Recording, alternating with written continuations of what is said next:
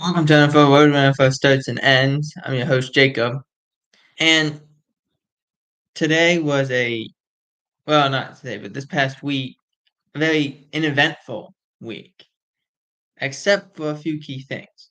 Number one, Haasan Reddick getting traded to the New York Jets. The trade wasn't a shock, as the Eagles had given Reddick permission to seek a trade a few uh, months back, or a few weeks back anyway. And nothing came of it for the most part. They brought back Josh Sweat.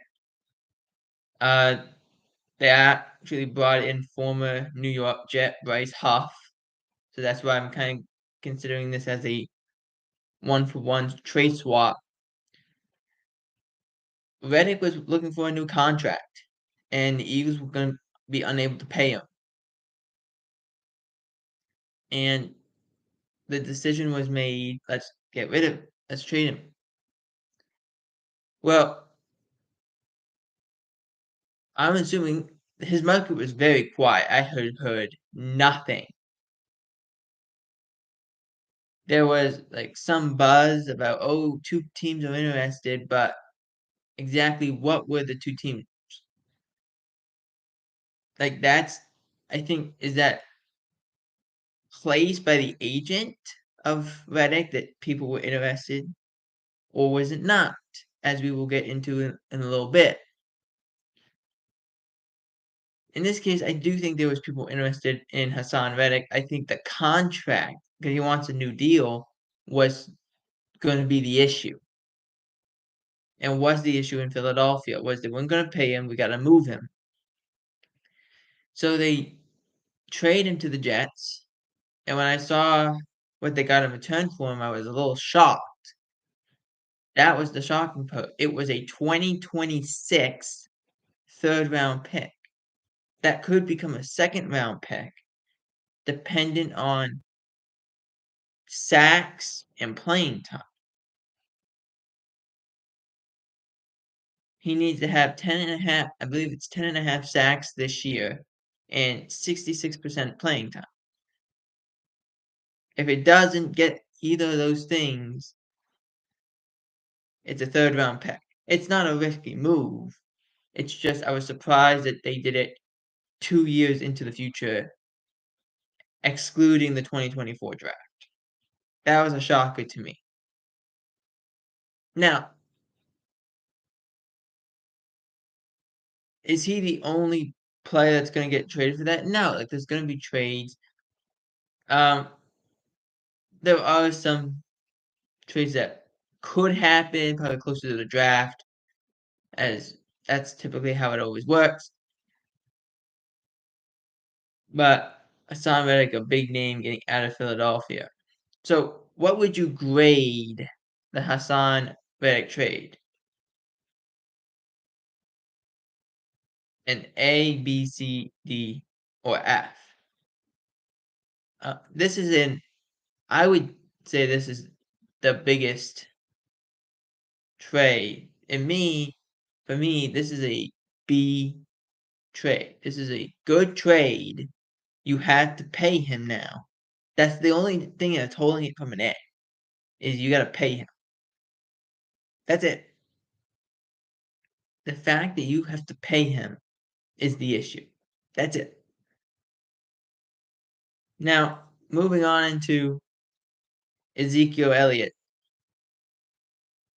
There was a report that came out this past week that not just Elliott, who had said it in weeks past, but that the Cowboys had mutual interest in bringing back Ezekiel Elliott. Now, this is an issue because Ezekiel Elliott is an older guy. Now, I believe he's 29. That to me tells you he's much longer is he going to do this? He's 28, 29 years old. And did not have a very good year last year.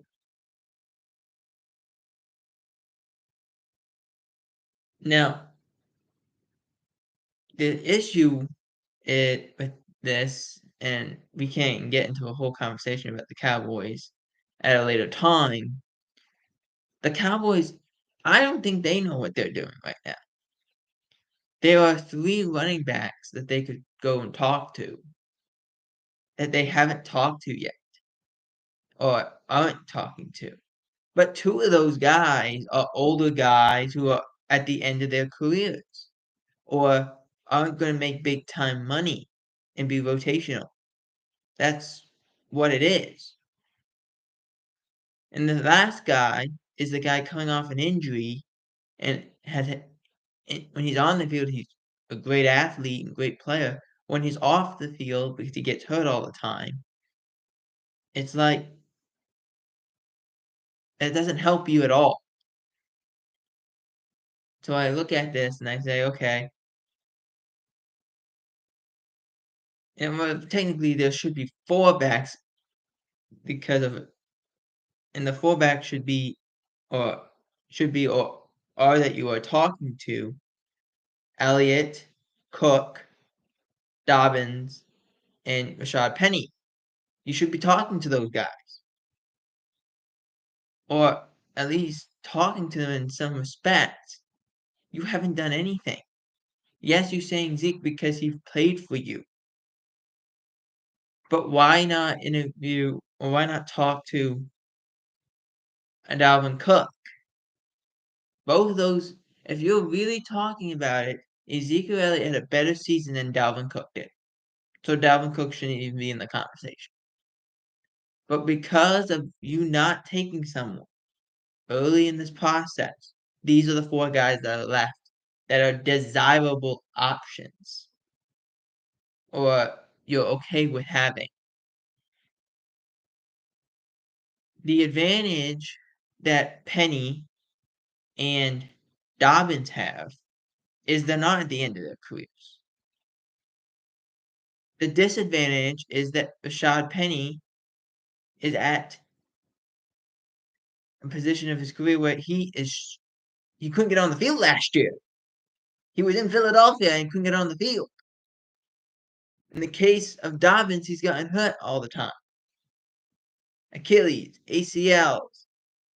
Like this guy is getting hurt all the time. You have Ezekiel Elliott that you could say, okay, he doesn't get hurt all the time. But the last time he was here, he got hurt. So you have to look at it that way. If I'm the Cowboys, you talk to Dobbins, you talk to Penny, you may touch base with Cook and Elliott, but understand you have to draft somebody. That's not solving your issues. That's just a band-aid that is covering a cut. That's all it does. How do you fix it? Well, let's see how it works. Plain and simple. It really is. All right. Next up, the Dolphins have extended Raheem Mostert. Now, typically, I would not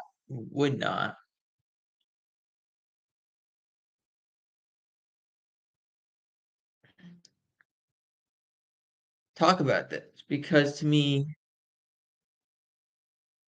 let me see if I can find it.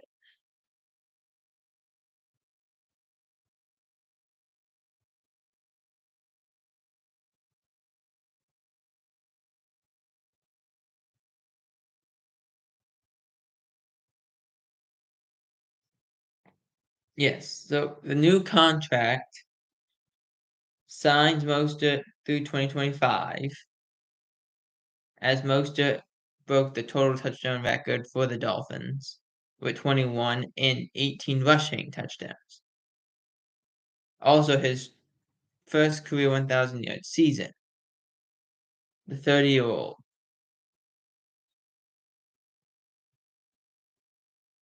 Now, let me explain how these things work. Mostert wasn't exactly a free agent. So when they say the term extended, it's really just them saying we added an extra year. Because that's what they did. They didn't give him a whole they say they gave him a whole new contract. They might have tore up the last year and said, okay, let's redo the deal, as some teams do. That's pretty much what they did here. But was he a free agent? The answer was no. He was not a free agent, and that's the end of that. Like he signed a new contract that better suited the team while giving him the advantage of a 2-year deal instead of a 1-year deal. That's basically what they did. And finally, the final bits of news are as follows. The Dolphins were not the only team in Florida to pay a key member of their team, as the Jacksonville Jaguars have extended star linebacker Foye Oluokun for 3 years, $30 million in new money. Now, what does that mean? New money. What does that exactly mean? Does that mean it's money that was just created? Oh, hey, it's new. Take it. No. Basically, it means you had either very little to no guarantees left, or let's just try to extend you to make your cap hit less, so we actually have more room to do other things, such as signing other guys, extending other guys, having room for us to draft players and pay those players, those little things. Oluokun, that was a big pickup by the Jaguars a couple seasons ago, and he's been one of the best tacklers in the NFL. Very instinctive player. Now, it's built, this contract is built as such. According to CBSSports.com, it says this contract is essentially a 4-year contract, $45 million guaranteed, meaning he had 1 year left on his deal. A $45 million contract, $22.5 million guaranteed. I'm sorry, I misspoke.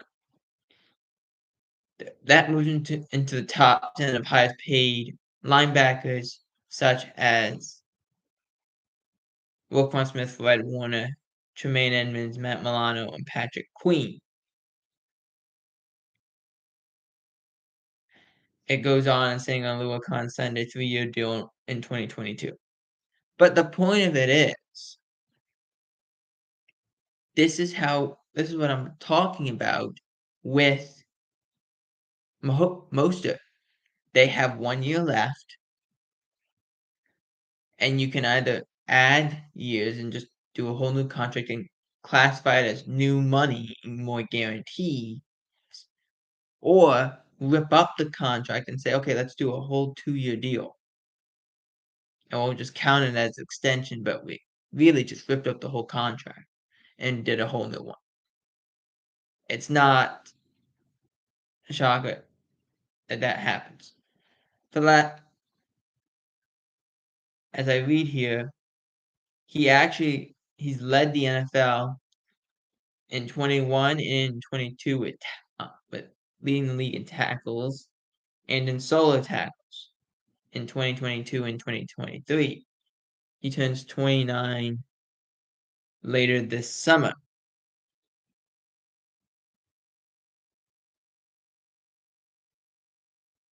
And there's very little risk reward for this because he's actually been very dependable with his health, as he's played in 66 consecutive games.